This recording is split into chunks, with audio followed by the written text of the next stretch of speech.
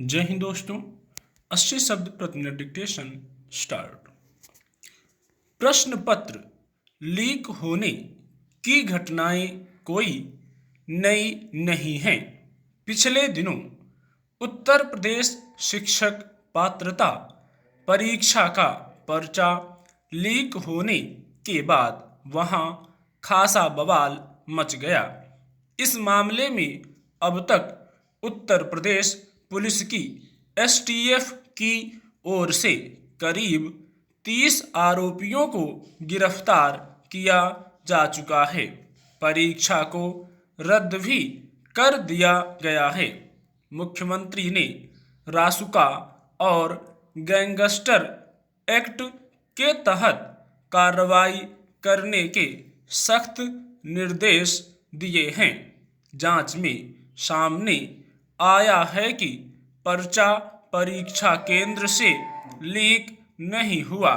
निस्संदेह बिना किसी भीतरी संपर्क के इस तरह से पर्चा लीक नहीं किए जा सकते।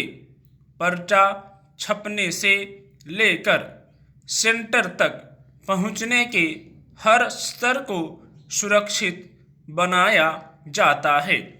परीक्षा नियंत्रक हर स्तर पर कड़ी निगरानी रखते हैं। इतनी चौकसी के बाद भी हमारी व्यवस्था विफल हो जाती है और पर्चा लीक होते हैं।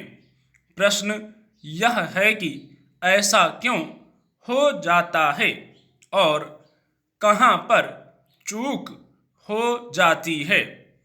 दरअसल पर्चा लीक में व्यवस्था के अंदर के ही किसी जानकार आदमी का हाथ होता है। ऐसे कामों में हमेशा अपने भेदिये ही आगे रहते हैं और पैसे की खातिर इस नापाक काम को अंजाम देते हैं। परीक्षा संचालन के उत्तरदायित्वपूर्ण कार्य से मैं वर्षों तक जुड़ा रहा हूं। किसी भी परीक्षा संचालन एजेंसी के लिए किसी भी परीक्षा को सुचारू, निष्पक्ष और समयबद्ध तरीके से आयोजित कराना हमेशा एक चुनौती भरा मसला रहा है।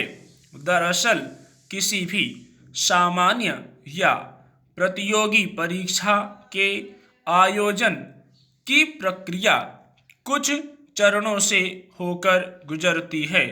इन चरणों में पर्चा बनाने वालों की नियुक्ति, प्रेस में उनकी छपाई, पैकिंग, दूर दराज के क्षेत्रों के परीक्षा केंद्रों में मुद्रित प्रश्न पत्रों के पैकेट भेजना आदि शामिल है।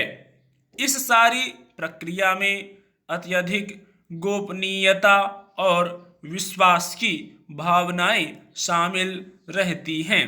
चूंकि पूरी प्रक्रिया कई चरणों से होकर गुजरती है, इसलिए इस काम में कई लोग शामिल रहते हैं और परस्पर विश्वास में किसी भी तरह का उल्लंघन या भीतरघात हानिकारक और विनाशकारी परिणाम दे सकते हैं।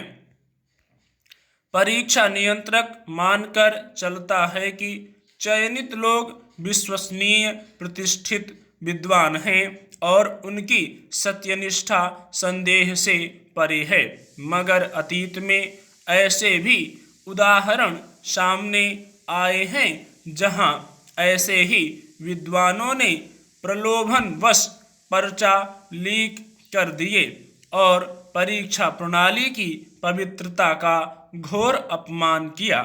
परीक्षा नियंत्रक की भी अपनी सीमाएं होती हैं। वह केवल अपने भरोसेमंद अधीनस्थों को काम सौंप और निर्देश दे सकता है कि काम ईमानदारी से और समय पर संपन्न हो।